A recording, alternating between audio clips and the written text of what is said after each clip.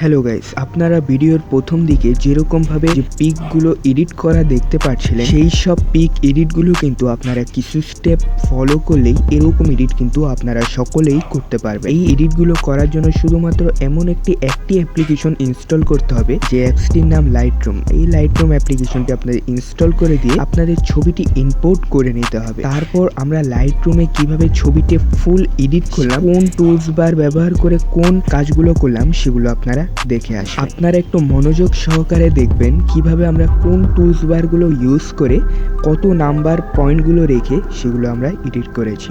তো ভিউয়ার্স, এই ভিডিওটি আপনাদের সম্পূর্ণ দেখার অনুরোধ রইল।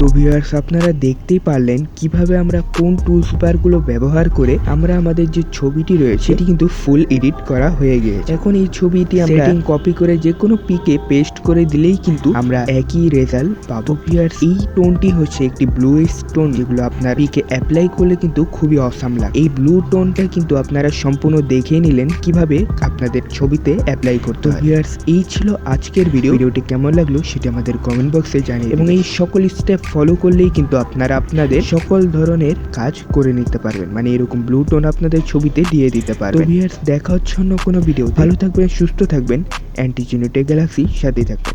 Thanks for watching.